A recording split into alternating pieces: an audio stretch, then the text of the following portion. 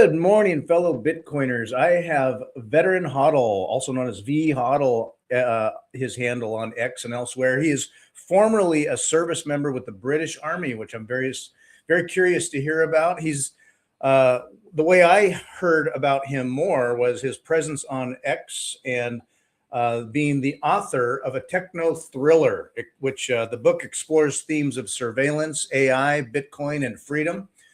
He draws upon his background in the infantry, and the work blends philosophy, geopolitics, technology, exploring the human cost of control and resistance. The book is called Hunting Time: Genesis, which is based in a near future world where truth is programmable, memory is a weapon, resistance is encrypted in code. It is just a moment here.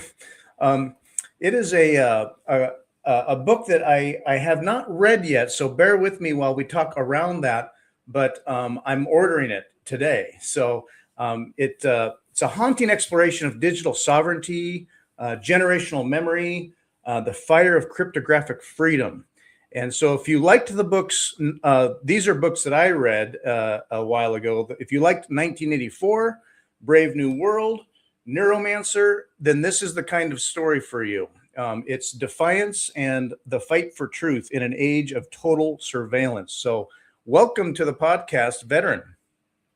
Good morning. Thank you so much for having me. It's a pleasure to be here. Looking forward to talking. Yeah, it's great to have you. Tell me about the jump from being in the British Army over to, you're in the States now, is that correct? Not quite. I'm in the Caribbean, but I'm on EST. So okay, Eastern Standard Time, but in the Caribbean. Yeah. Cool. You dedicate the book to your mother. You state that she taught you courage and gifted you her creativity and spirit of adventure. So tell me a bit about her and what you grew up with there. Sure. Yeah. So, I mean, I started writing the book, mostly to deal with her passing. So she passed away a few years ago. Unfortunately, she had a long-term illness, and we were very close. And she was a fantastic woman. She was really creative. Growing up, she would give me painting equipment to paint and draw. She would read us stories, like every good mother does. And that I'm just so thankful that she gave me such a good, proper childhood. And when she passed away, it was creative writing that helped me deal with that grief aspect. I'm sure lots of people are familiar with journaling. That's something that helped me a lot deal with that at the time. And after writing several journal entries, trying to deal with this emotion I was going through, it started to morph into like me just enjoying the writing, and like I felt like her creative energy was kind of coming through my words, and I basically just embraced that and thought, let's run with this. What else can I do?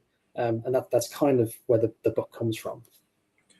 That's awesome. I've heard of a lot of, I mean, my buddy, my buddy with MicroSeed is writing a book.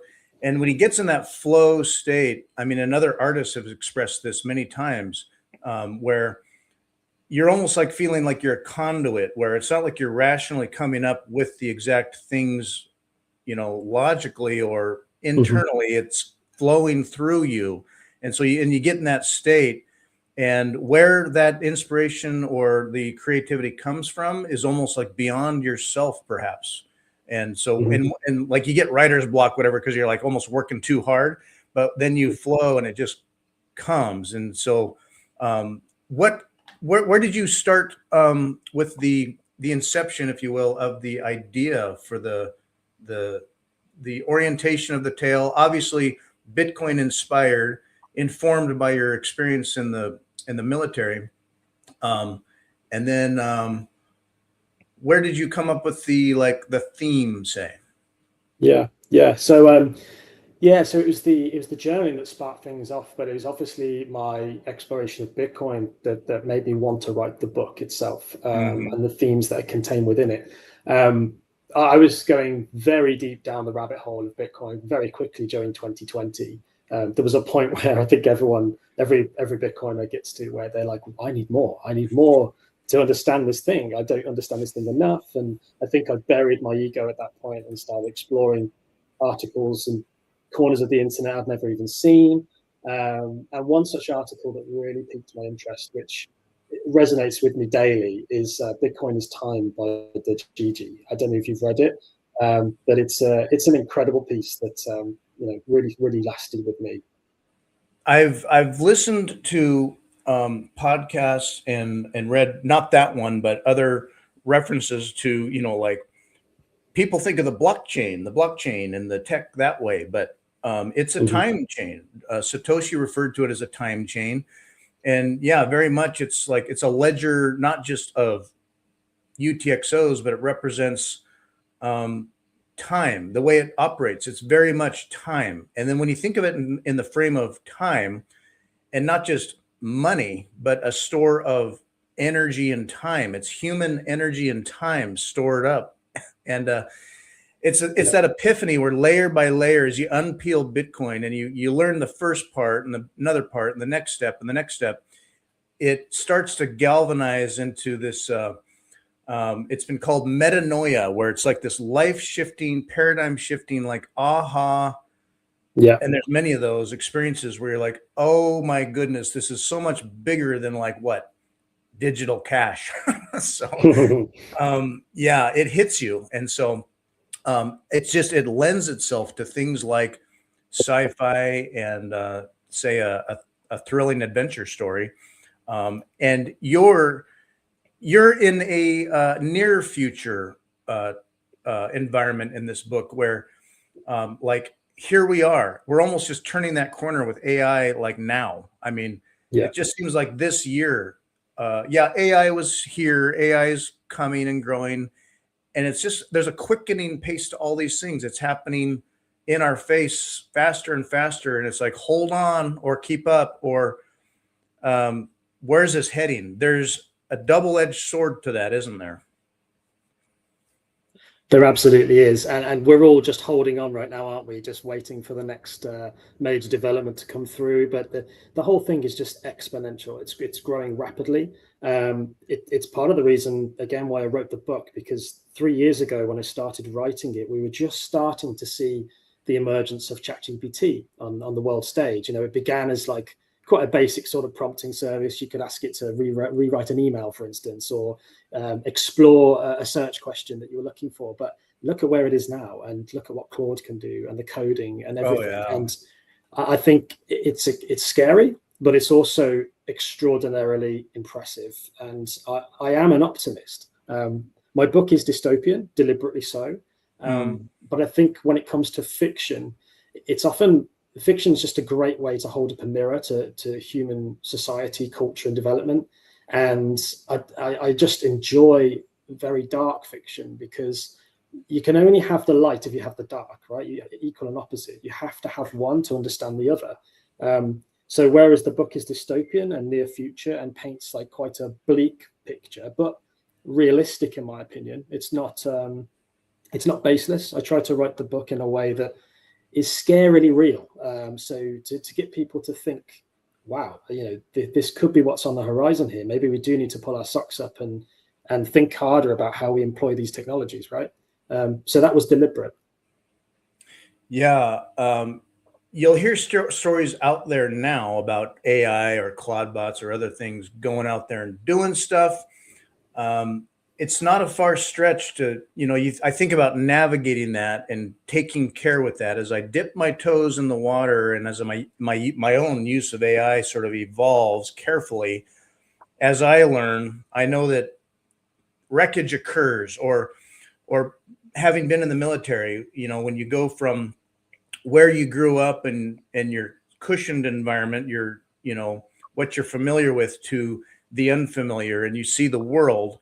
And your eyes open up to see how other people, other nations, other events occur in the world, that it's a big world, and a lot of crazy stuff happens out there, and things that people don't know about or don't want to know about. But it's happening in the world. And so what if fiction stories can bridge that gap from where people are now to the possibilities and in fact realities that can and do happen, and it gets you to think forward or think about managing that for yourself. The yin yang of that, where through hardship, through strife, through bad events that occur, that's how we strengthen, learn, and grow and move forward and through. And so it can be a very educational experience. Do you mind describing what your experience in the infantry was like? Of course, yeah. So I had a career in the British military. I actually served in Afghanistan many years ago alongside the US Marines. So I have a deep affiliation with the US military and the US Marines in particular. They were fantastic. It was a very, very difficult tour. But to your point about, going off to far off places and understanding the world better, it was most definitely my military experience was a formative process for me, and just it opened my eyes in ways that few experiences really can. When you see poverty on the scale that they have in Afghanistan, when you realize, it's quite depressing. But in a positive way, it lifts the lid off something, which in the West we're very sort of protected. We have our problems, and they're obviously getting worse now, but they are absolutely nothing compared to some of these third world countries, and it really puts things into perspective. And it wasn't just the poverty that hit me. I think, I started to look into Bitcoin around that period. I wasn't deep down the rabbit hole at that stage, but the idea of forever wars was very much in the back of my mind when standing in the desert. There's a book called Forever War, I think. Yeah, I've not read that, but I have read articles on the same theme. Yeah, not to distract, but yeah, the concept of a forever war, or just this continual, like, we went in for this mission and now it goes on and it goes on and the mission changes, and then it's like, when do we win? Yeah, it's the mission drift is real, and there's nothing that quite brings that into perspective than when you're stood there in the desert looking at a huge sprawling airbase, and you're like, who paid for this? Why are we paying for this? And there is a question of money. Exactly. Yeah. And I remember it clearly, and obviously I was very focused on doing my job and doing it well, and I was very passionate about it, and I still really respect my military career. But the question of economics did come into my mind at various points when there are headlines in the UK and the US where the national debt is growing, and yet we're stood in a multi-billion-dollar camp spending money on this war. It makes you ask questions. So that I think that helped me go further down the Bitcoin rabbit hole. The whole idea of inflationary debasement and printing money for forever wars was certainly on my mind when I wrote the book. Shipping a pallet of cash to countries where we want political influence or whatever. It boggles the mind. Couple of fans popping in here this morning. LevDog99 says, let's fucking go, be HODL. And Sweet Biddy also says, good morning here. So people are trickling in, listening here. I know a lot of other veterans, they, through their military experience, whether they were just the very simple nature of the idea that, okay, they're overseas, depending on your role, if you're, if you're part of the army or a contractor, you're getting paid while you're sort of embedded. And then it may be like, say it's tax free, or you get like a bonus or some benefit, and you start thinking about, okay, life after the military, and maybe you're sitting on a little bonus for a moment, and you start thinking about money. I've known a lot of veterans that started thinking about money and finances during their tour or shortly thereafter, and like the life thereafter. That transition itself is very hard. The experience itself, even if you like weren't in direct combat or whatever, just the nature of it and the things you see and what you're around, you get impacted by that. I mean, people come back, the PTSD is real. There's a group, I'm not a veteran, so I only know and have friends that are affected by that. There's a Bitcoin veterans group. Have you heard of this? Yeah, I have. I joined right at the beginning when I saw them pop up. I think it may be a year or two ago. Okay. Some great spaces. Yeah. I wanted to point this out for veterans that are out there, and you don't have to be a veteran to be part of this. A buddy of mine works with them, and he was like, and I'm like, I'm not a veteran. I mean, I may not relate. I'm not one of the bros, and it's like, it doesn't matter. It's just, you know, that sense of Bitcoin purpose, mission, community. And so last fall I went to Nashville. They had a veterans summit, Bitcoin veterans summit in Nashville on Veterans Day, and we went out and we went shooting, and it was cool. So for veterans that are out there, or non-veterans, but appreciate that ethic and community, they're out there. So it's a good group. Yeah, I appreciate you sharing that. They're an excellent group. I didn't make the Nashville summit. I really wanted to go. Oh, you were conflict. You didn't make it? No, I didn't make it. Oh, okay. I really wanted to go, but you know, if they hold another one, I would love to be there. And there's a large group of British veterans in the group too. It's not just Americans. I think there's Canadians too and others. So yeah, fantastic group. Yeah, let's see. I believe they're planning another one here. This November, Bitcoin Veterans Summit returns to Nashville for its third annual gathering at Bitcoin Park, November 9th and 10th. So again, right near on Veterans Day there. So Amazing. Coming up again. So yeah, perhaps we'll see you there for that one. I hope so. It'll be great. Now, getting to your book, I want to get to what your core work is here, how I found you. Hunting Time, written under the pseudonym Martin Warwick. Not your name. You're being properly undoxed here. So yeah, it's not my name. It's my writer's name. Your writer's name. Yes. Yeah. The reception has been very good. Reviews on Amazon and elsewhere. Lots of positive feedback, and that's why I wanted to get it out there. Is for people that like fiction, whether it's sci-fi or near future techno-thriller stuff. It just sounds like a good orientation for a lot of people that would just be enjoyable, but it's not overbearing at all about a message or Bitcoin, or it weaves around things that Bitcoin solves, but it is more nuanced around the struggle with remaining human and sovereign versus kind of the permanent machine that or the systems that like that legibility and control over things, including people. So do you want to give me for someone who's going to read the book, but without giving away too much, describe the story and some hints at what it's about? Yeah, of course. So the book it starts with with the main character called Owen Carter. He finds himself in the Caribbean. He has military service under his belt, but his mother is a prolific coder, and she was basically she founded an AI entity, which is basically like an online social media virtual reality platform, right? Called Total, which totally encompasses everyone's daily life. In the near future that the novel is set, AI has expanded rapidly. Job losses are real. Society is grappling with the idea that certain white collar jobs have now gone.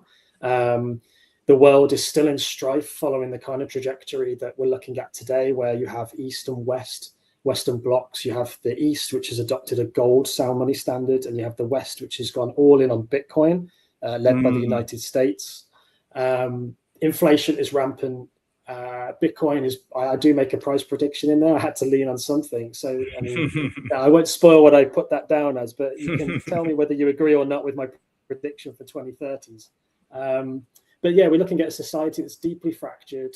There are those that haves and there are the have-nots. And Owen Carter's one of the lucky ones. His mother was very wealthy. She left him a large amount of Bitcoin.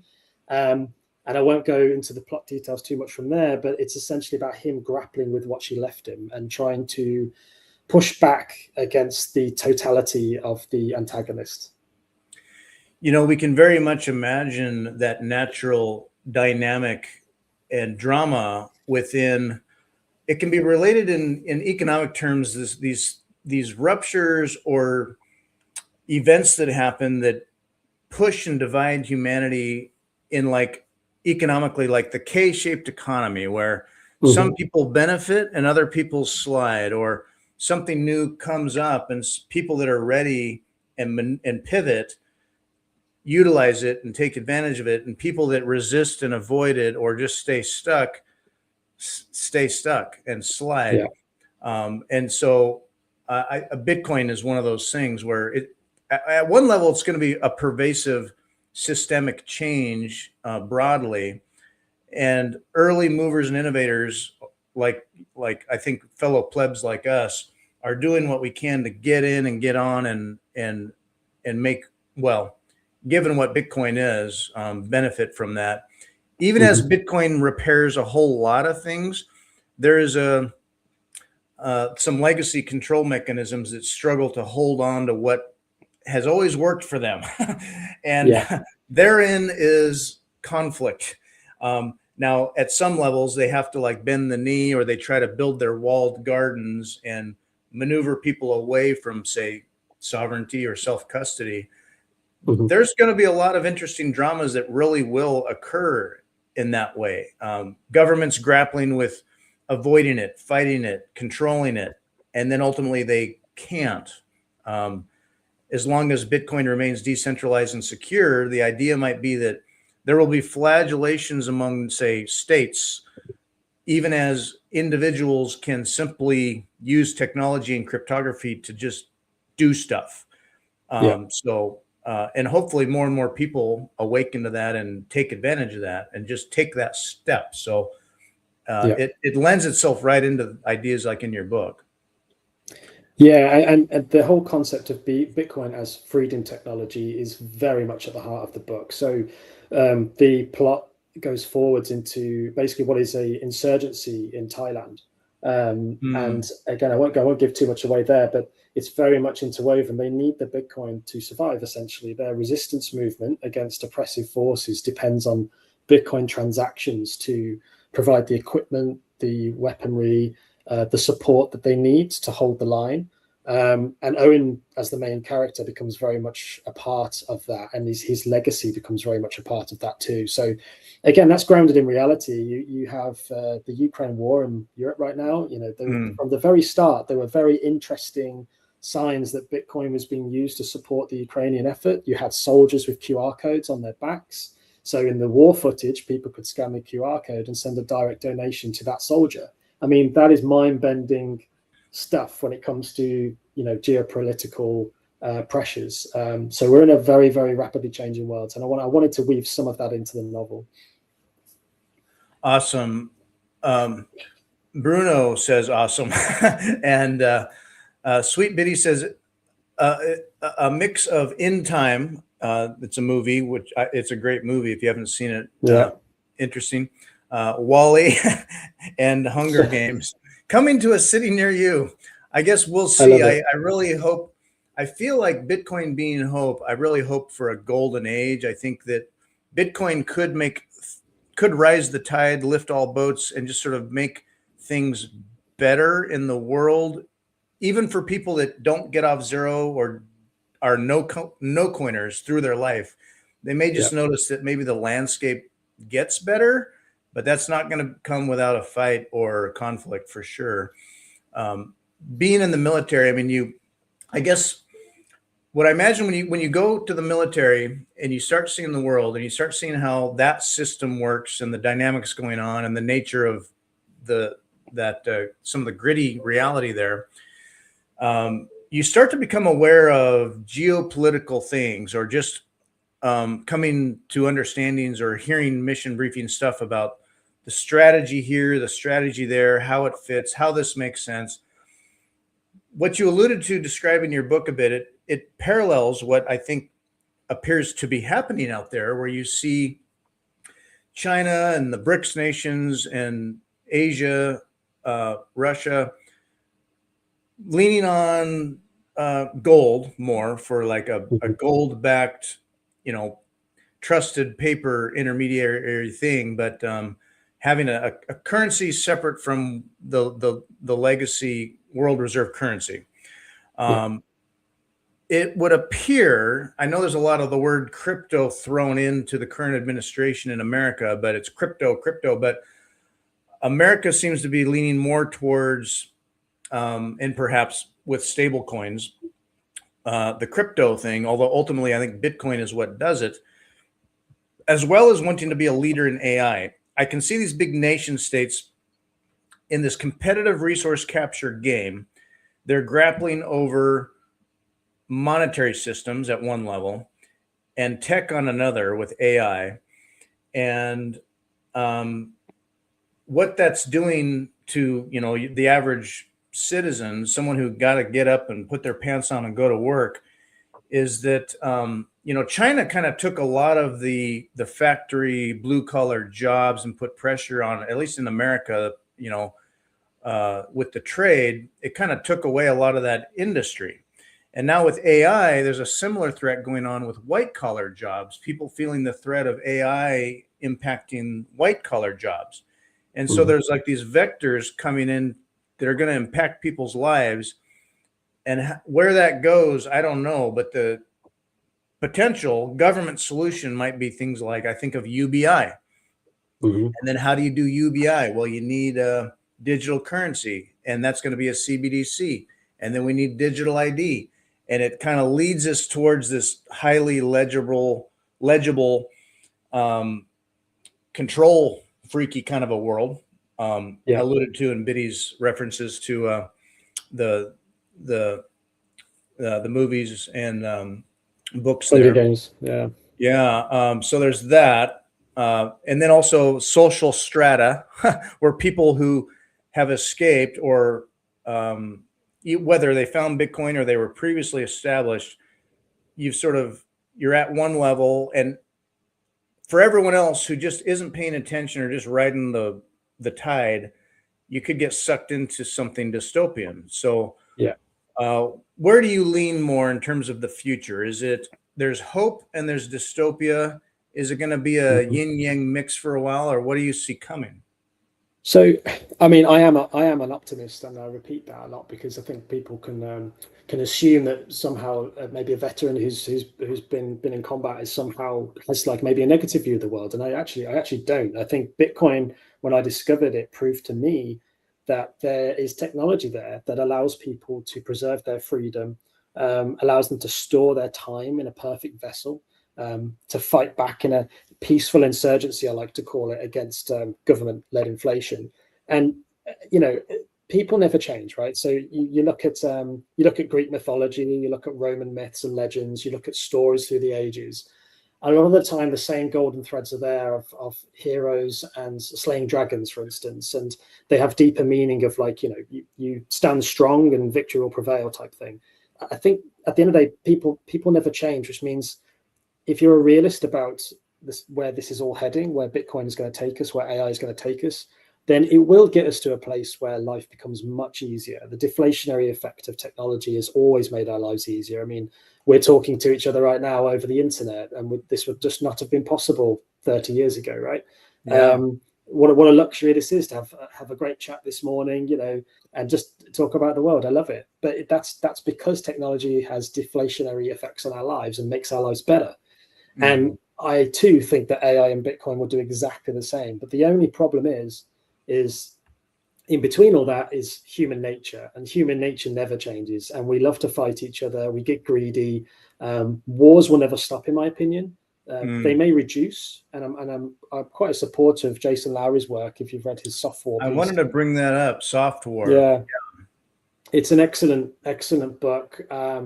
And I think, again, as someone serving in the military, he understands that, people just, they want to fight, but possibly Bitcoin offers us that way out of that combat. But it'll take a while to get there is where I'm going with this. Dystopia is going to persist in phases, but optimism will win in the end. And it's going to be a bumpy road towards that end state. Yeah, I agree with you.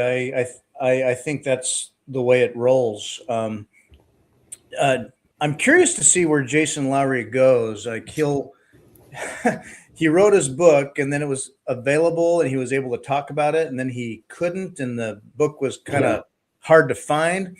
And then he he pops his head out every once in a while, like he got a promotion to the somewhere in the, like maybe the Pacific Command Asiatic scene over there, and seems to be rising in the ranks. Ultimately, I wonder where that goes, because you have to, you know, you you have your standing orders, and maybe there's times to shut up and color, and then down in there though he gets it, so he's very careful with what he's allowed to say, I guess. But at some point, maybe he'll be out there again, and I don't know. We'll see where he goes. In your book, you weave in Greek mythology, and that theme where, you know, deep human incentives, even the oldest stories we have since written history, are the, you know, deep human emotions and incentives: ambition, fear, hubris, loyalty. There's these common themes that are in our soul. And even in the very old stories, it's that even though technology or circumstances change, we're still humans, and our core incentives follow these timeless themes. And that's kind of what you get into as well in your story, I believe. Yeah, I deliberately wove in Greek mythology, partly because I actually really like it. I used to read it as a kid. I remember reading Hercules and watching films. Jason the Argonauts. I remember watching that and seeing the skeleton rise up out of the sand, and I was just blown away by it, even with that, you know, that terrible animation. But it was a great film. So yeah, I mean, the Greeks and the Romans, who borrowed from the Greeks, they understood something about human nature, right? They wrote about it thousands of years ago, and yet even today, those messages are as clear as day. And I wanted to put that into the book in a quite a very subtle way. And anyone who's read Greek stuff will see the little nuggets I left in there. But the principle being that human nature never changes, and Bitcoin is our constant, but we are the variable. And it's how we react to Bitcoin. And we see that in price on the chart, right? The chart goes up and down, up and down. Bitcoin doesn't change. One Bitcoin is one Bitcoin. But it's our reaction and our greed and our envy and all our character traits, good and bad, that roll with the Bitcoin tide, not the other way around. So I wanted to include that in the plot in the best way I could. Yeah. And Bring Facts says, good morning. He's listening here. The Bitcoin it's like the kind of invention that myself and others, I mean, it gets ascribed to the ideas of like the invention of the wheel, the invention of the printing press, the invention of the internet. It's something so deeply core. It's like Prometheus and the invention of fire. Like we have found fire. It is this brilliant, amazing new power that we have. And you know, there's people that also get excited about it and want to make smoke and throw it around and or you know, control it. Ultimately, though, it's a tidal change like humanity has not seen in a long time. So it's pretty deep and huge. And getting to some core truths shared in your book, you know, Bitcoin being time, and that technology changes with unpredictable consequences. Like we don't entirely know where all this is going, and yet human nature, human incentives don't change. And so here we have fire, and we're all like, you know, posturing around all this craziness around it. And it's important to learn how to use and make and apply fire for good. So ultimately, I think we've been blessed to have received this gift from Satoshi, and that the inception of all that, which is an amazing mystery of itself. Absolutely.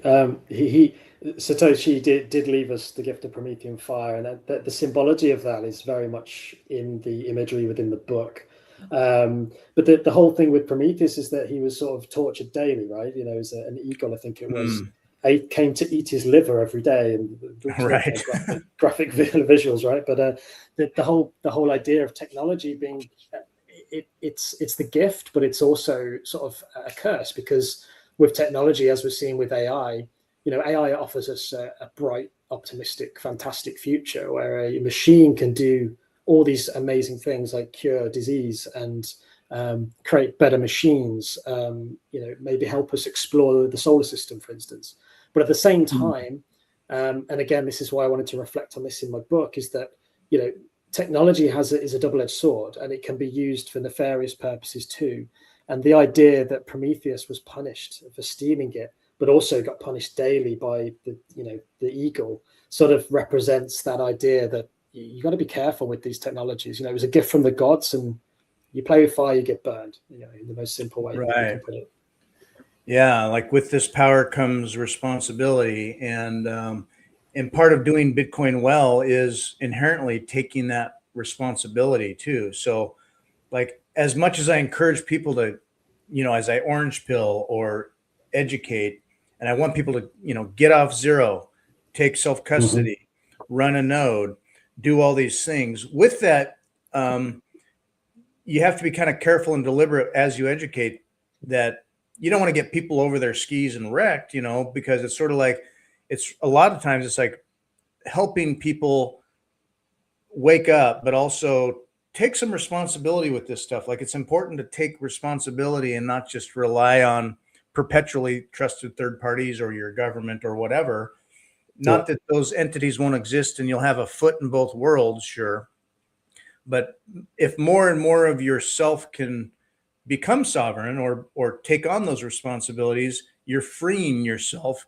And then if there is harder, darker changes down the road at some level, somewhere, somehow, you're just more ready. You're not like at the whims of, oh no, I'm stuck. What now? I just got to take what I am given.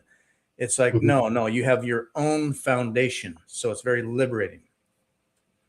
Yeah, Bitcoin gives that sovereignty, right? It enables us to take our time back and store it in a way that cannot be stolen by any other entity. I like to touch on that in the book again, in terms of the importance of self-custody. It's not something to be taken lightly. With that power comes great responsibility, as you say. And there are parts of the book where I go into, the dangers of leaking a seed phrase, for instance. The importance of using multi-signature devices for even more security, and it wasn't meant as an education piece, but I think there is a handrail within that for the no coiners who might read the book as to where to look next or what to Google next. Oh, okay, so what is that multi-sig? Or like, why did he not write the seed phrase down on a piece of paper? Things like that. The little nuggets in there which are explained through the actual plot itself. So I did want to do that, because in writing the book, I wanted it to also be something that a no coiner could read and maybe think about afterwards, and maybe go do some exploring of their own, because I don't think anyone can force someone into Bitcoin, but if you can nudge them in the right direction, that's something we can do. Yeah, other books like that. I mean, when I was young, even, but like I mentioned the book, as you allude to, comparing yours, the book 1984. I had a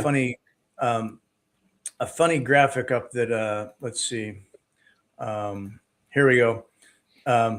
So there are things that happen today where you just imagine George Orwell, just imagining, now this is 2024, it applied in 2025 and 2026, but the data farming and the legibility that we have in our lives today, not that it's that dark world of Big Brother that's so obvious, but it's almost invisible and quiet and pervasive, where you just don't quite see it. But yeah, if you stop and think about it or pay attention, sure enough, there it is. I mean, just the tool of having a device in your hand that is all the world's information and communication and all the positives and the needs we have about that come with a sense of also the surveillance. And so in your book, you can paint a world that is very real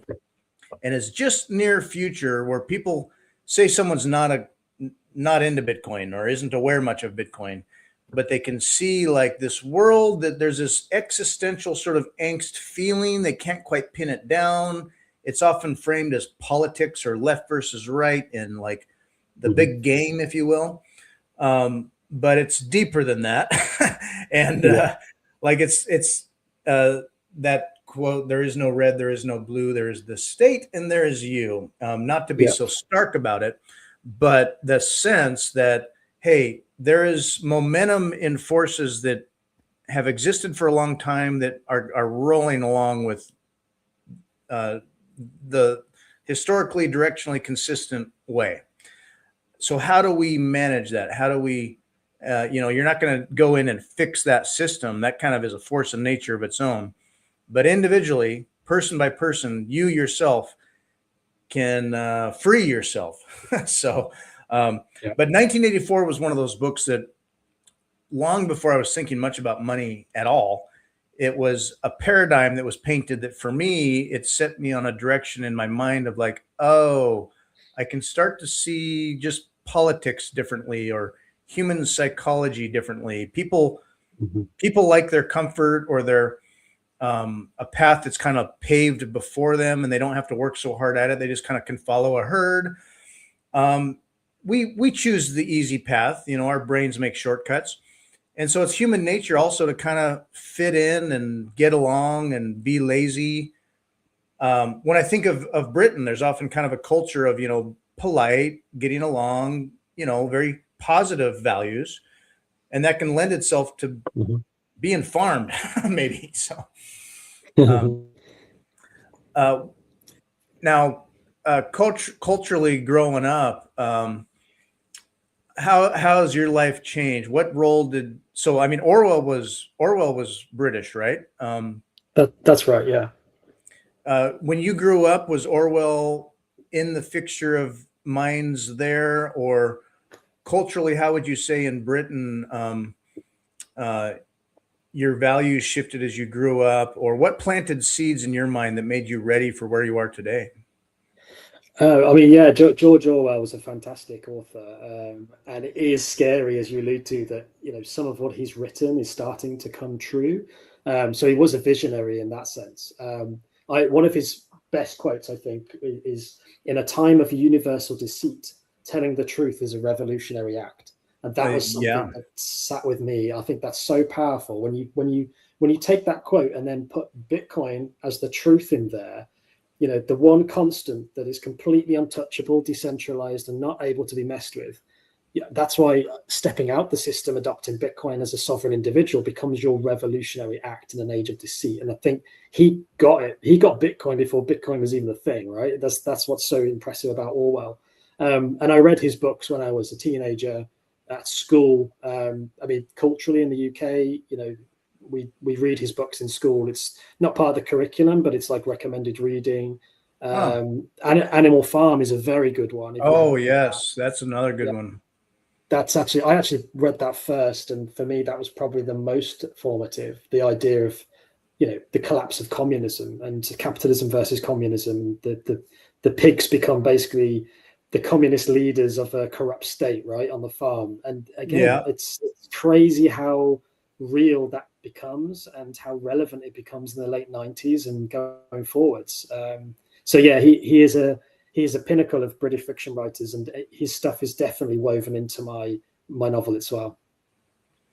Yeah, in America, as I grew up in school, Animal Farm was a book that we all read in class, and at the time, we connected it to historical events with the Russian Revolution and those Soviet leaders and the early politics there, and then you had your Lenin and Stalin and Trotsky and all that, and the craziness that happened. I had already read 1984, and that kind of thrusts you right into an already dark world.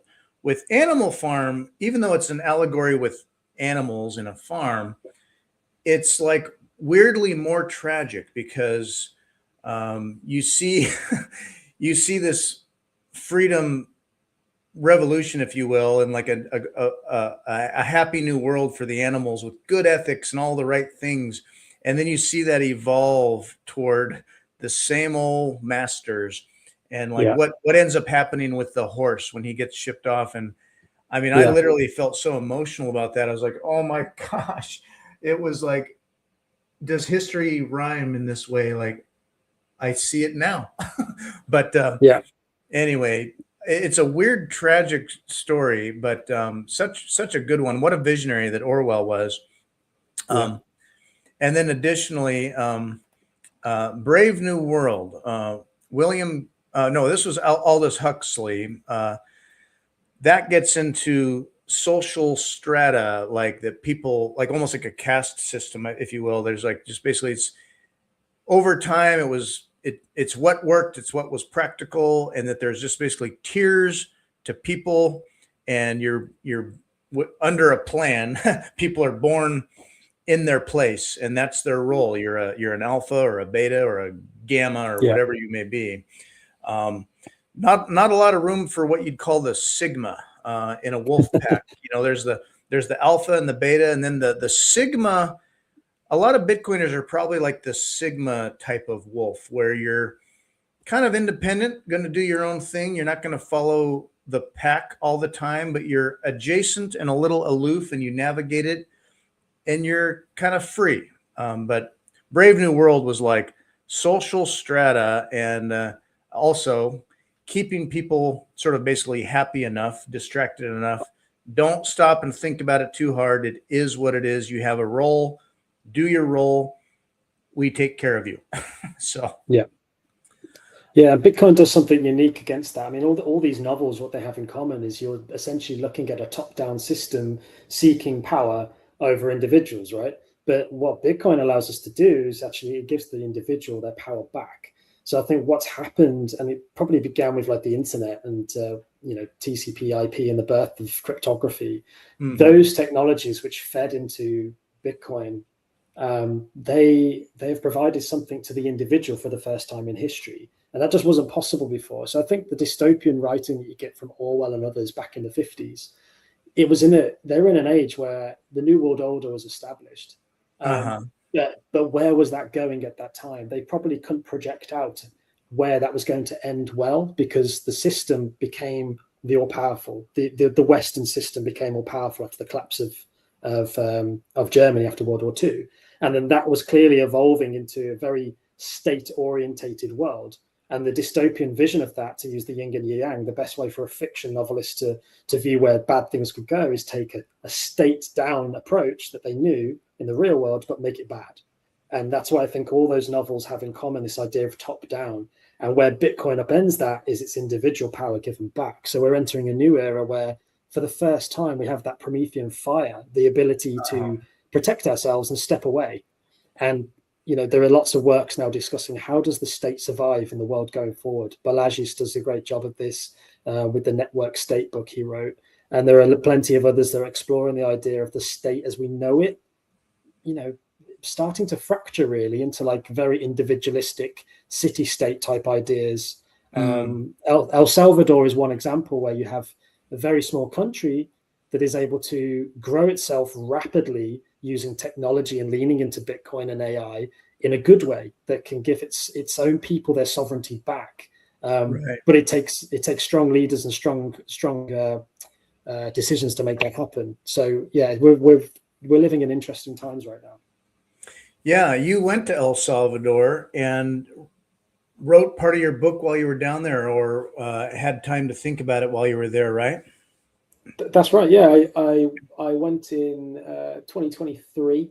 I had to go and see it for myself. I remember being on the Spaces, I think it was 2021 maybe, where Bukele joined a Twitter space and discussed the idea that he was going to adopt Bitcoin for El Salvador, and it was a groundbreaking idea. And crazy. Over the next few years, I was like, I don't need to go see this place for myself. I've seen so many good things about it on Twitter and X. And proof of work, don't trust, verify. I flew to El Salvador to see it from my own eyes and was blown away. It's a beautiful country with fantastic people. It's growing rapidly. It has a sense of optimism in the air, which is insatiable. And yeah, I was able to write several chapters or draft several chapters while I was there, and it was wonderful. I'd recommend anyone go if you're looking just to explore what Bitcoin and what strong direction can do for a country to turn it around.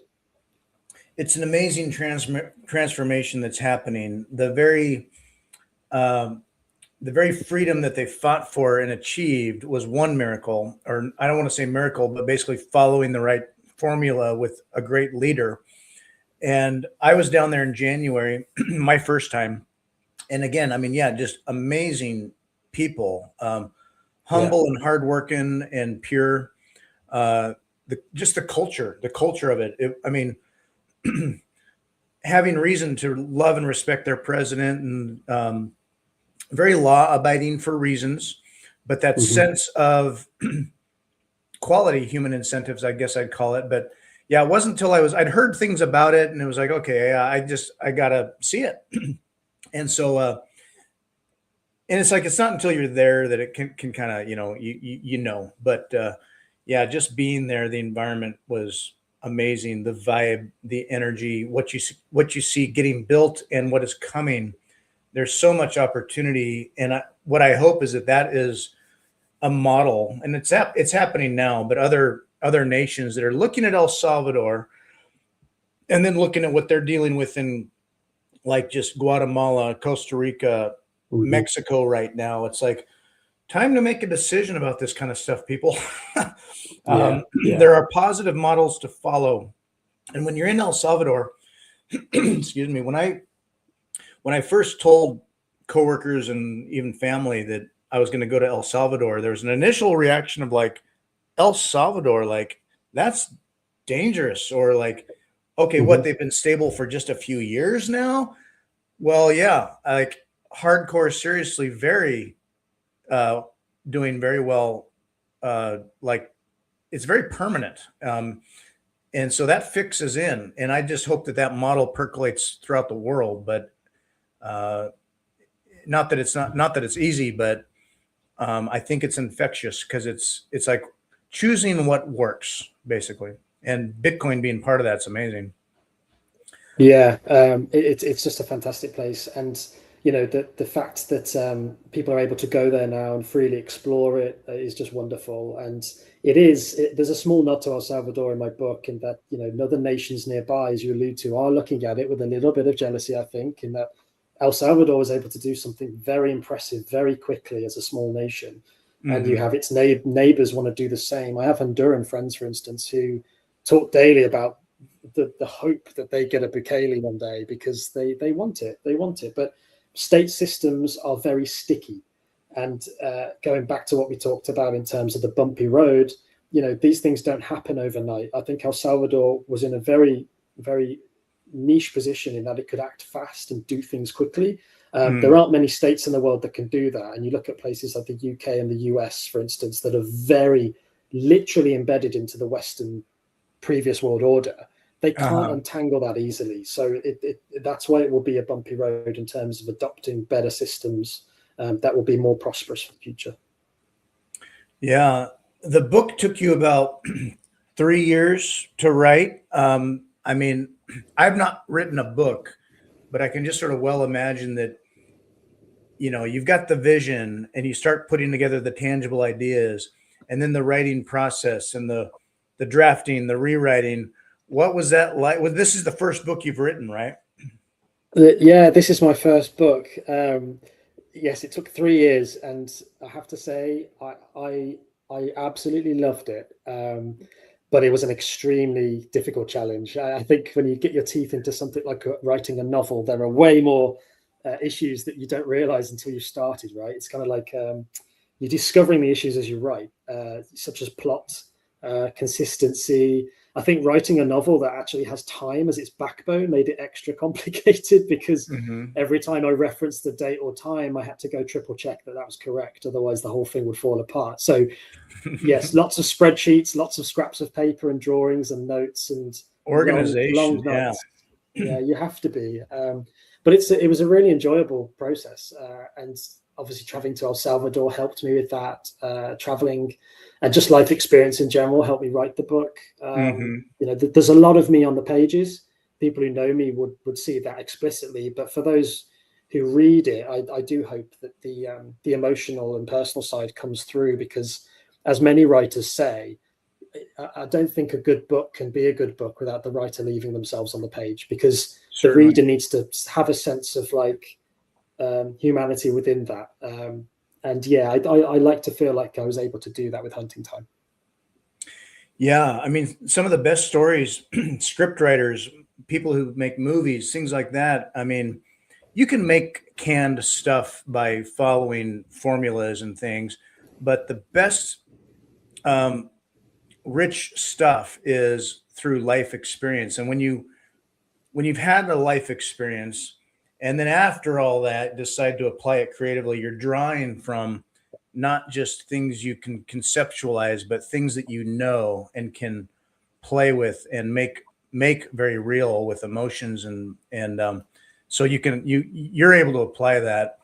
And then as a creator, I've talked to several like Bitcoin artists and other people who create in the Bitcoin space or adjacently. There's a number of feelings that can come upon someone who's creating something with the subsequent reality that you're going to be putting it out there. people are going to be have impressions about that, or be picking it at it, or looking for things, or people are critics. You can feel like your first time of doing anything. You can feel like an imposter. You can feel like it's easy to be self-deprecating, like, well, I don't know, I hope it's good. It takes a little bit of courage to simply put it out there, have it be accepted or not, or take feedback. And Yeah. have you felt that? Was it hard to feel like, okay, I'm putting it out there, and we'll see how it lands?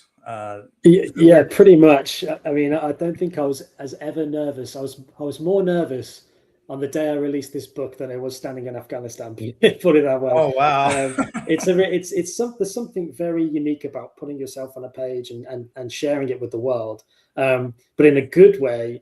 That is, I think, if I wasn't nervous, it wouldn't be right, because I think I did put enough of myself on the pages to make me nervous in a good sense. And I was so relieved. So many people sent me, fantastic messages, having read the book, and I'm just so happy that it landed well. And I'm enjoying the feedback. People have read it in 2 days in some instances, which was crazy for me to hear. But yeah, the feedback has been amazing, and I'm so pleased to hear that it's landed well. Yeah, and you've shared on your feed about that, but like. Comments, reviews, feedback from Amazon and elsewhere, reviews of Hunting Time. People are loving it. There's a lot of great, wow, what a page turner, thrilling cover to cover. So it is getting some good reception out there, which is awesome. So that's quite validating. It seems like it validates the Genesis edition of a book. And do you imagine? You can't help but imagine sort of the next chapter, if you will, the next book, where this is going. When you end a book, but you have a whole world built up now. Are you considering future authorship? Well, I can share with you that I'm very deep into book 2, so there is going to be a sequel. Too many people ask me what's going to happen at the end of the book, and the story wasn't finished when I finished writing it. There is a cliffhanger, and I feel like the idea is too big for just the one novel. So there will be a sequel. I'm working very, very hard on it right now, and I tell you what, writing a sequel is so much fun compared to the first one, because a lot of the problems exactly, the characters are real now, and building them and pushing them forwards into new situations is really enjoyable. So yeah, that'll be out at a date in the future. Oh wow, that's exciting. Yeah, I can only imagine sort of, the hard work is like coming to understand yourself, like all the characters and the dynamics in the world and the framework you build that you're going to be leaning on. And then once you have that, you're going to add to that, but it can start to really roar. Bring facts here. He says he loved the book and he sent one to Keone in prison. Wouldn't that be amazing? Yeah, wow, I'd love to hear what he thinks about it. That would be amazing. Yeah, and now that's a sad story of its own. But I think of those guys sitting in there doing time. I've been reading, he'll write letters from prison. People send him letters, but it kind of speaks to that conflict, the grappling of, like we were talking about, legacy systems trying to maintain control and protect the establishment, or purely not understanding the tech, or maybe they do, but they don't like it. And Yeah. I mean, we could get into that, but the nature of the charges, the guidance they had, the law itself, but no, we're going to hammer these guys and make an example out of them. It speaks to that, the shaky path we're on, the dystopia. It's guys like, Orwell and maybe Huxley and others, when they're writing their stuff, get William Gibson with Neuromancer and a lot of his sci-fi, Blade Runner. It's easy to do sci-fi and fantasy in a dystopian world because, our minds often kind of think about those scenarios all the time in terms of like that survival story, or the hero's journey, the hero's arc through hardship. And it's easy to say, like without Bitcoin, you'd be like, wow, where's this going? Like, it's a black pill. The orange pill injects that hope. And what I can see coming out of it, and like through your books and others, that could happen is like, instead of just sort of having this dystopian, like, well, interesting and crazy and creative, but dark. There will be stories out there where, yes, with that backdrop and drama, there is a very amazing, hopeful future that it's hard to maybe fully imagine. I mean, we don't know, but we can speculate. There could be a mix of that drama, but a hopeful world that is incredibly positive and amazing. That I like knowing that we have Bitcoin to give us that gift. Absolutely, and people being sent to prison for writing code, which is a sense of language, that's a very poignant example of the bumpy road we're talking about here. It's not going to be easy getting to a state in time where we can live on a Bitcoin standard and appreciate life as it is and enjoy free living. It's going to be a bumpy road because the state systems we exist within are sticky and adapting to the technology as it arises, and that's not going to be a quick thing. But I think all Bitcoiners share this one theme, which is Bitcoin is our hope. We understand it. We've done the work. We've read it to the point where we get it, and that's why we're optimistic, myself included. And just a little nod to that is the fact that the title of the book is in bright orange on a dark page, because it is the light at the end of the tunnel. Bitcoin. It's going to take some people longer to find it, but at the end of the day, it's there and it's waiting for people to embrace it, and it will guide us out the darkness in lots of ways. Yeah, and it brings me to think about kind of there's a cyclical aspect to the nature of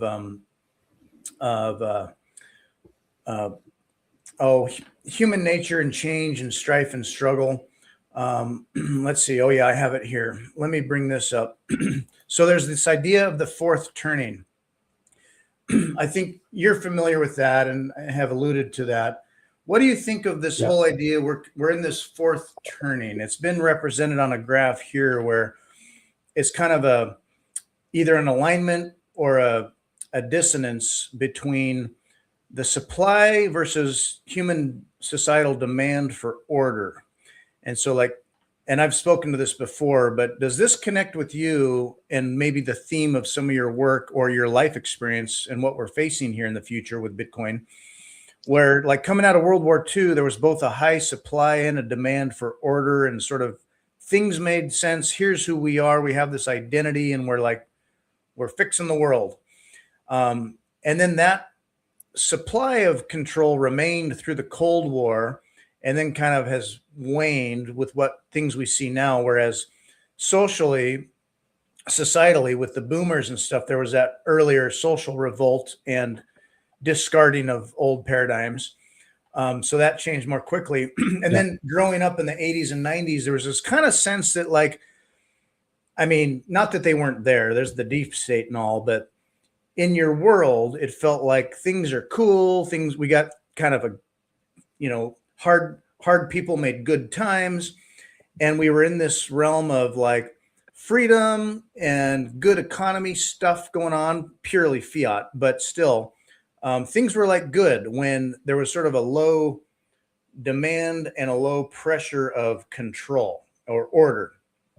And now we sort of have this lack of control or law and order, if you will, and yet people are getting frustrated and upset about all the shit going on in the world. So we're in this like divide of getting from this gap back to the first turning of both a supply and a demand for order. There's a crisis, or usually in the book about the fourth turning, usually that's war. What do you think that could look like? If one, do you agree or believe we're in like this fourth turning situation, and what does coming out of that potentially look like? Yeah, so the fourth turning is a powerful concept. I have the book on my desk right now. I'm just looking at it by William Strauss and Neil Howe. It is a really good book. I tend to lean towards agreeing that we are in the fourth turning. We are approaching a crisis event, which some argue could have started with the 2008 global financial crisis, but is likely, in my opinion, going to accumulate and end with something else in the near future. That is sort of alluded to in my novel, in that there is an inverted commas crisis which occurs in 2029, which is mapped against the fourth turning that we're entering and in right now. And I chose that date deliberately because it's 100 years since the Wall Street crash, which is exactly when the seeds were sown for the depression of the 30s, which led to World War II. So those themes are very strong. They're also very ancient, in that the Greeks thought in seculums, which is discussed in the fourth turning book itself, the idea that there is an 80-year period or 75-year period, roughly the length of a human lifetime, where the whole feeling of the world shifts with each of those seculums and moves through those four parts. And we are in that part now where we're approaching a crisis, unfortunately. It's not inevitable. Nothing ever is. I mean, Neil Howe and William Strauss, they do discuss a period in American history where one particular seculum was extended. I think it was just before the American Civil War, where it was about 100 years actually between points that you could identify as the low and the high. And perhaps we're going to be in that. Or, as some allude to, AI is accelerating us. So actually what we're going to do is have shorter seculums going forwards, maybe 60 years, maybe 50, who knows? But I think the principle is sound. I think the idea that as one generation passes and another rises up into power, that's very human. Again, humanity is a constant. Our emotions never change. And the Romans, there's that famous meme, right? Hard times create strong men create good times create weak men, and weak men create hard times. And we are right at the bottom of that meme right now. But the aftermath is positive. Once we go over that bumpy road and we're out the other side, we're looking at a new world order, a fresh one that has been accepted by the globe. And in that, you can start to create strong foundations for the next generation. So there is optimism in that. There is optimism about the fourth turning. It's just, I think it's a realization that there is a difficult time ahead. Yeah, it's kind of a tale as old as time. Let's see. Yeah, here's the the trope we've seen. It's easy to compare it to like the Roman Empire. One of the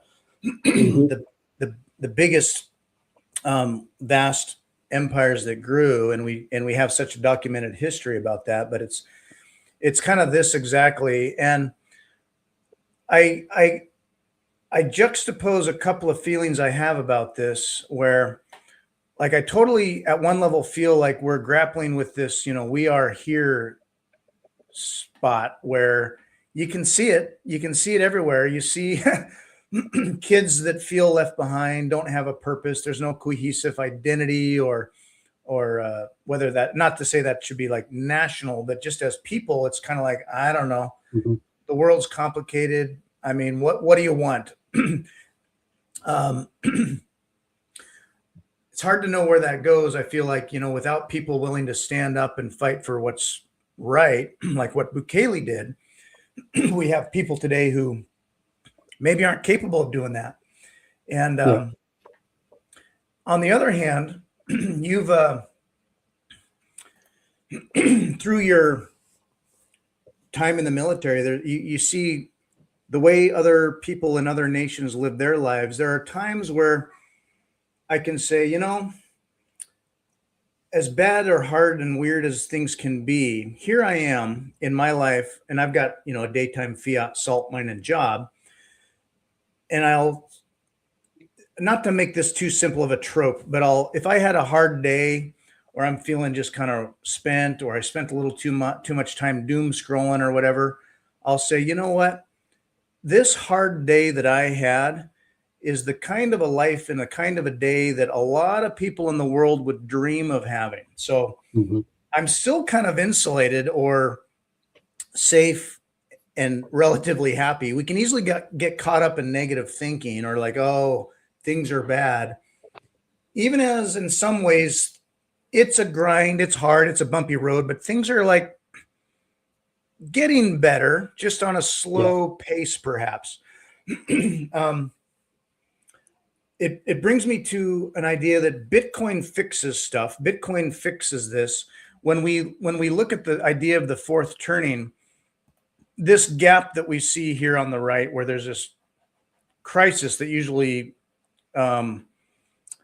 crystallizes into a moment where we jump back into the first turning again. It could be that Bitcoin is the injection that, where it gets the most traction to make change, it's hard to say, but maybe we avoid the crisis fairly much because Bitcoin starts to create a great realignment to help cure that. It also could be that, well, that pace is going to be slower or not quite be entrenched enough, and we do experience a calamity. But like you alluded to with the Great Depression in the 100 years ago, there is that huge rupture, but from those ashes, Bitcoin remains and is just that quick and easy life raft away from the sinking Titanic. It's one of those, I sort of imagine two of those scenarios, where one is where Bitcoin just sort of cures things quicker than we might imagine, and war can't be fought, or control structures can't operate the way they did much more quickly. Or they manage to hold on and fight, and there is a big rupture, and Bitcoin just becomes out of strife and hardship and people like freaking out. Bitcoin remains kind of an obvious option or solution. Like, people find Bitcoin when they need it. Of those two scenarios, do you lean one way or the other? I do. I think you said it right at the end there, but Bitcoin is the solution sat there waiting for its purpose. We're only just starting to see institutions adopting it properly. They're calling it, they're calling the world situation right now the debasement trade, and Bitcoin lends itself perfectly to that. But yet you still have these institutions not fully understanding Bitcoin in how powerful it is. So I do think that we are probably going to face a crisis that hasn't occurred yet. You can see the world dividing into two camps, East and West. You've got China on one side and the East, and you've got the West on the other side, led by the United States. And Europe will pull its socks up on the US demand because it has to, and we'll sort ourselves out. But you will have those East and West divide. And what will happen, I think, is that we'll have a crisis, but Bitcoin is going to act like a buffer. This would be the fourth turning, to go back to that book, where we have Bitcoin. We didn't have Bitcoin after the previous fourth turning. The only solution were top-down approaches led by, Keynesian monetary theory and other top-down approaches that stole individual sovereignty away. This is the first time we go through a fourth turning with Bitcoin as a life raft, as Bitcoin as an option. So that's why I'm deeply optimistic about the future, but with that grounded in reality, because we will have a crisis. We always will. People do things silly. People make mistakes. People get greedy. People want to fight. That's never going to change. Humanity will never change, as the Greeks taught us continually through myth and legend. But this fourth turning, we have Bitcoin as an option. And that's why I think we're going to see a very different outcome on the other side. One that I hope will be Bitcoin based. You'll have nation states using Bitcoin to intermediate trade. It will solve crises quickly, because instead of sending gunboats towards a port to blockade someone to steal their resources, they might just sell a transaction with Bitcoin instead and say, hey, back off, and it's provable. Someone sending dollars to settle a dispute is no longer worth doing, because it can be sanctioned and stolen away, as we saw with the US against Russia in the Ukraine war. That's never going to happen again, because Bitcoin will be an option. It's just not enough people understand it yet. So once that point is reached, where nation states implicitly understand Bitcoin and its use, which they will during crisis, because as you say, people reach for the solution when they need it, that's when the game will change for the better. We're just not quite there yet, I don't think. Yeah. At the fiat price, people's impatience starts to show. And like, I've been ready for the fix for a long time. And so then when the people think of Bitcoin in terms of fiat all the time, so when that fiat price drops, at least, in terms of, say, US dollars,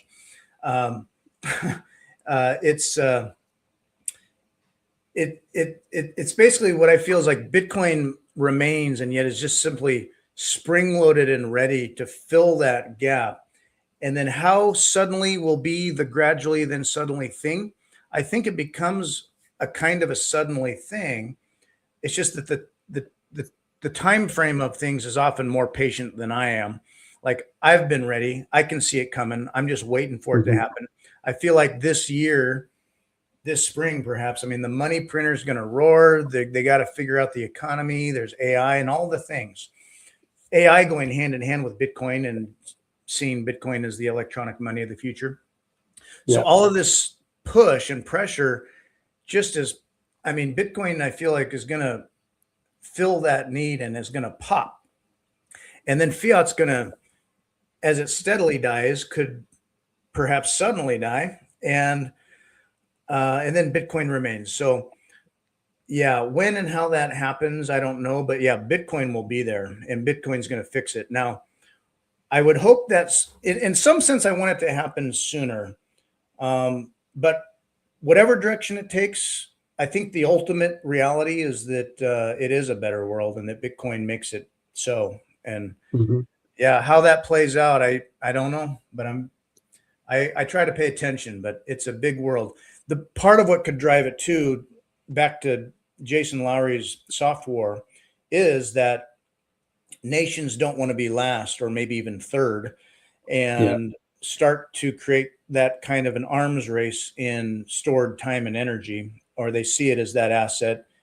And as it becomes used and is a global tool, a global, not to say weapon, but a global strategy, they start to rush and push or they see that, okay, this fiat is not working. We can play this for a while, but like, Bitcoin's what works now, and we got to be first. So they want to be first in AI. They're already talking about not being last to AI, and right behind that is not being last to Bitcoin. So that could really drive the flywheel hard. So yeah, I mean, I think Bitcoiners understand that Bitcoin is inevitable. We're kind of having to be patient. Obviously, we always have been, watching people adapt to it slowly, probably not as fast as we'd like, but I think we do all deeply understand that it is coming. Bitcoin adoption will happen. It's inevitable.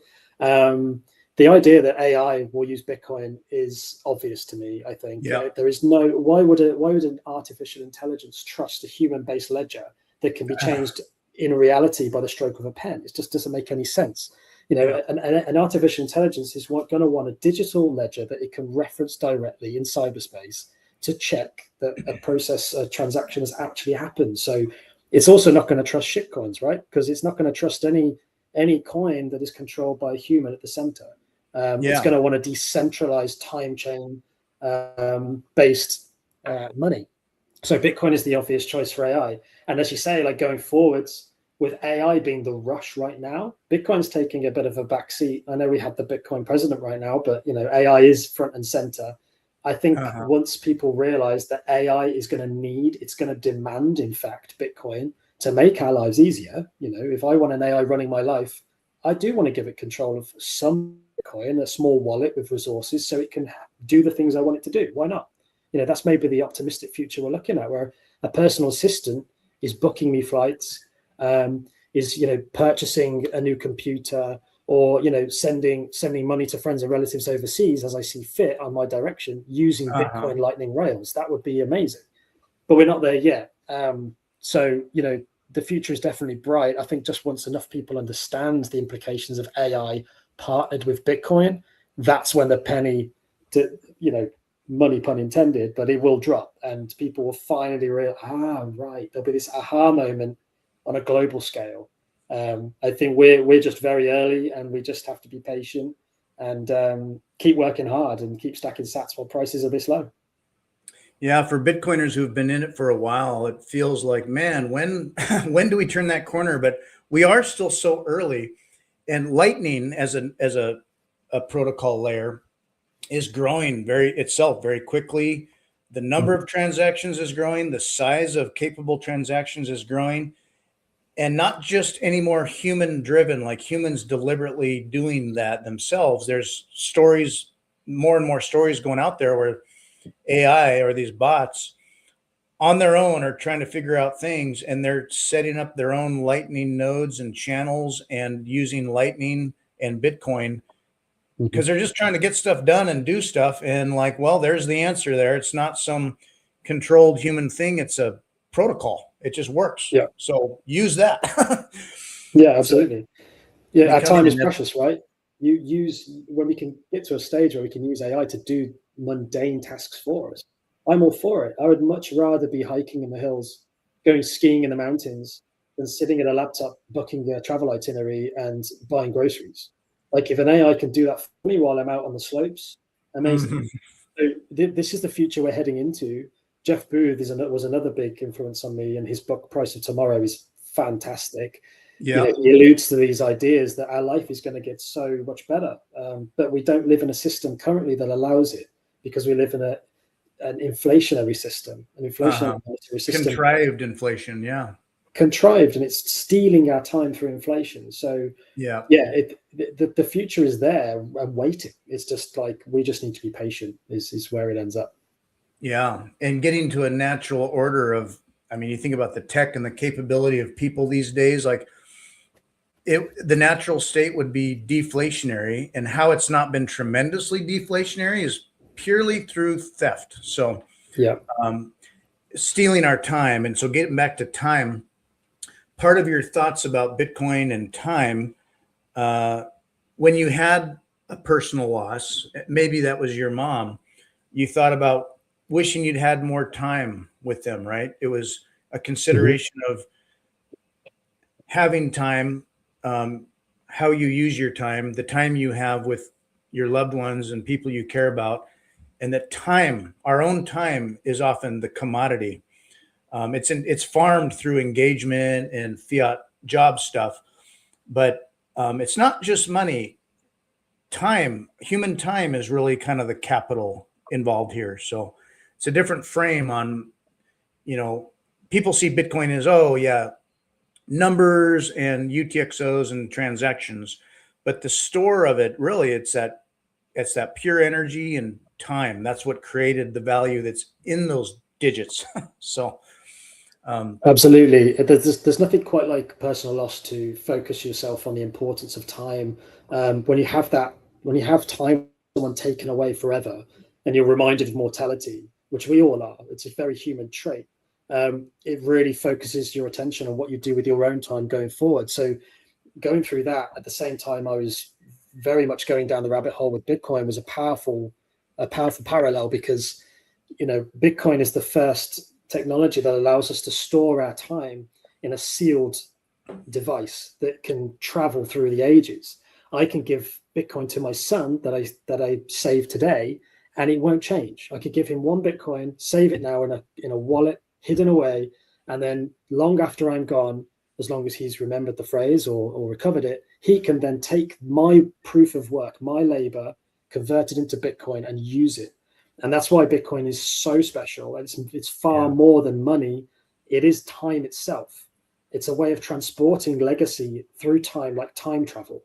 the idea of exporting my work to my son in 50 years' time is incredible, and it makes legacy and inheritance so much more impactful and important. And I wanted to explore these ideas in the book because I think once you realize that, it lands like a sledgehammer. The idea that Bitcoin is actually time itself. And Satoshi didn't call it a blockchain, as we said earlier. It was a time-based, decentralized time server, right? Timestamp. The money comes second. And there are some fantastic papers coming out now. There's one highlighted on what Bitcoin did about a week ago. I forget the name of the guys who are on it now, but they're basically writing a paper where they're challenging physics for the first time, in that time, Bitcoin represents a form of time that can be observed from the external point of view rather than taken as a constant, which is what physics is based on right now. So we're only just starting to grapple with these really powerful concepts. And that's why I think it's just fascinating to explore through fiction. Yeah, absolutely. Bringing up what Bitcoin did here, I'm wondering, there's George Bodine. I'm curious which show that might have been. Is this what you were referring to? Is this podcast here? Yeah, it's on what Bitcoin did. It's the website is the Bitcoin Lens, and the Bitcoin Lens. Yeah, and they've just written a really good paper, which I'm only just starting to get into. Well, I was just curious about that, not to distract, but yeah, the time chain.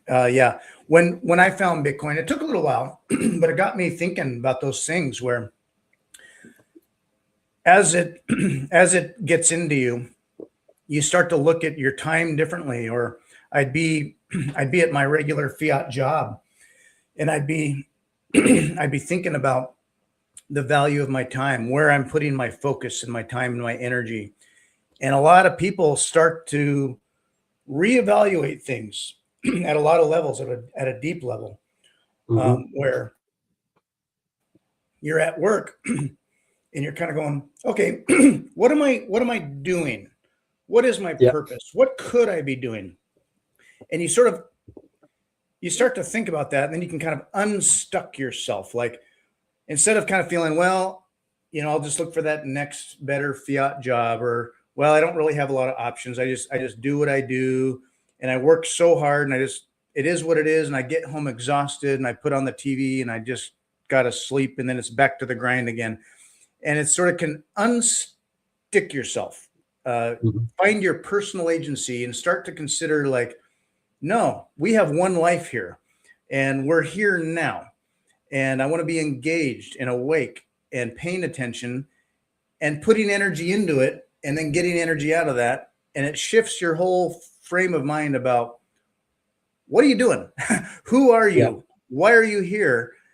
And then, okay, you may have to do certain things because you're a responsible person. You got to eat, or you got family, or, you got to have a house. But you can start to rethink and reframe your approach to that. And time preference wise, like, where are you going? Are you just kind of surviving and subsisting, and it's good enough? Or, can you do something else? Maybe write a book. So anyway. Yeah, exactly. It completely changes your focus, right? Like, all of a sudden your hours become more precious. And when you spend time, which is another phrase which we use all the time, right? But if you think carefully about it, the idea of spending time, that applies directly to Bitcoin. When you send a Bitcoin UTXO, you are spending part of your time on something. It never really made sense before in a fiat system, yet we've used it for hundreds of years. The idea of spending time or wasting time. They're phrases that go for the ages. The Greeks had the god Kronos, for instance, where the word chronological comes from. The concept of time has been thought about for thousands of years, but it's only now we have a capsule to store it properly for the first time ever. So the idea that you can store it successfully without impacting, without losing any time over the years through inflation, because you've kept it in Bitcoin, changes the whole outlook on life. And then, yes, you can start projects of your own. Like, I chose to spend my time writing a book for 3 years, early hours, late nights, because I believed in the project, and I believe that, it's important how people have something to read that's both enjoyable, but also maybe shows them a future which would hope to be avoided, but they could learn from the novel too. And, you know, people will have their own projects they want to take part in, right? Yeah. And this movie In Time is very much an analogy for, like your life being on a time ledger. And It's a good film.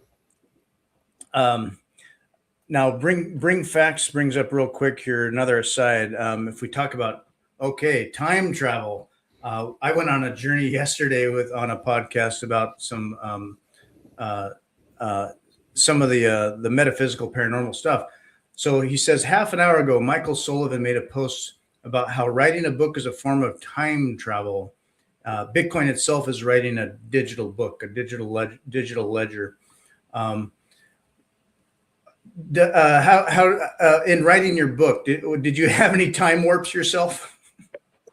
Yeah, I think, my take on that would be, when you're writing a book, like I said earlier, you have to leave yourself on the page in lots of ways. Spending quiet mornings writing, impactful chapters that were based loosely on my own life was a form of time travel in some sense, because I was having to put myself back there. I'd close my eyes, I'd take a moment, everyone was still asleep because it was 4 a.m. So it was easier to do that. But then you go back in time and maybe try to resurrect some of the emotions you were having at that moment. And that's the way to write good novels, in my opinion. And then, counter to that, you can travel to the future. So you have to imagine where things are going. So the book itself is based in, the early 2030s, which is not too far away now. But I did spend a lot of time exploring, researching what that world might look like based on where we are right now. So, you're flip-flopping forwards and backwards in time in your head and trying to find the best way to put that on a page. And then to bring Fax's great point about the idea that Bitcoin is time travel. Again, it comes back to the idea of transporting your time through it, to send work that you did 10 years ago, saved in a cold store wallet, to a new purpose, whether that's legacy for your children or perhaps to buy a family home. You're transporting through time that work. And I think in future, nation states are going to do the same. They're going to be mining oil, and they're going to store that expenditure in Bitcoin, and they maybe can use that Bitcoin later through the ages to maybe end a war, or to bargain with a competitor, or to buy resources they don't have. Let's say water demand goes higher and they need it. They can spend the oil they mined a century ago and buy resources for their people right now. So there are a number of ways to look at that time travel aspect. But again, because Bitcoin is time itself, you can move up and down the ledger. You can check the blockchain, the time chain, as to what happened in the past, what happened in the future. You can inspect individual transactions openly in the internet. I mean, what a wonderful thing to do.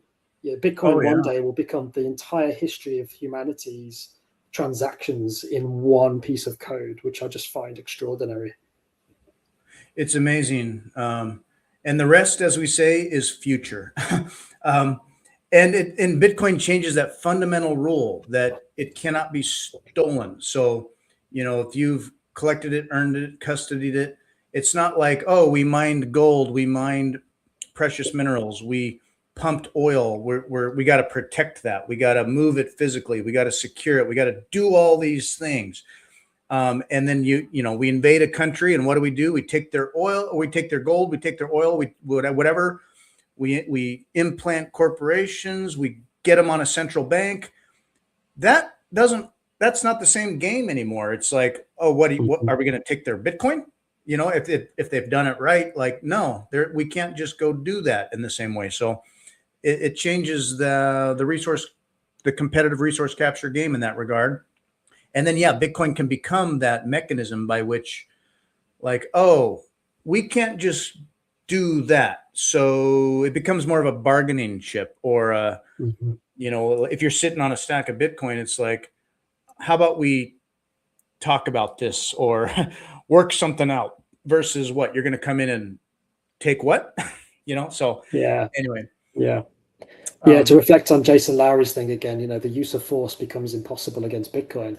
And this is obviously part of the plot in my book, and the title "Hunting Time" is a play on words, and that we're hunting for time because it's what we seek in terms of having more time with loved ones, or storing our worth.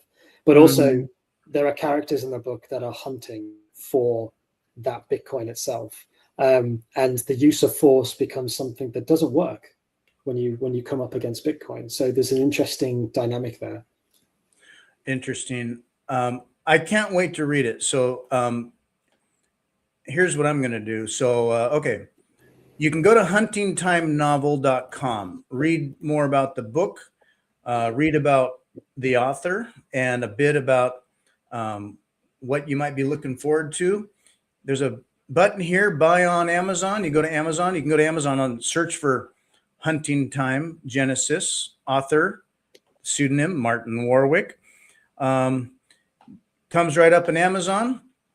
You might have this button here, buy now with one click. So I'm going to do that right now. And I wanted to read this book before I had you on, but timing and busyness and getting you here, I wanted to just I wanted to have you at least. And then what we can do down the road, or heck, when you're making a lot of progress on your second book or when your book's done, have you on again and discuss this stuff further. That'd be awesome. Yeah, thank you very much. Yeah, I've really enjoyed talking to you, and yeah, it would be wonderful to come back and maybe hear what you think about the book and discuss the next one when I'm ready. And you can also be found on X, Veteran HODL, at Veteran HODL. You can search for V HODL, find Veteran HODL here. You'll have your updates there. You wrote an article about the inspiration of why you wrote the book, and here we are right there. And yeah, your thoughts and experiences. Good feed here. That's why I followed you from the first place, was your feed right there. You are on Nostr as well. So for those of you using Nostr, however you might do that, you can also find V HODL in Nostr, and you've got a feed there as well. So that's how you can find V HODL. Anything that I didn't touch upon, either ways to contact you or things that you wanted to discuss that I have missed? No, I think that's everything. It was an awesome chat. I love all these themes of Bitcoin, tech, and geopolitics. And you know, at the end of the day, we have a bright future ahead of us. It's just a case of getting over that bumpy road and staying strong in between. But thanks again for having me on. It was really, really good chat. Appreciate it. You're welcome. It's been great to have you. And yeah, much beyond just the economics and the number go up or the numbers and the tradfi, you know, froth going on in the retail market. Yeah. Bitcoin is time. Bitcoin is so much deeper than all that. I loved exploring this with you today. And yeah, it's been a lot of fun. So yeah, thanks for joining me. And to everyone else, thanks for tuning in, and we will see you next time. Bye, everybody. See you soon. Bye. Bye.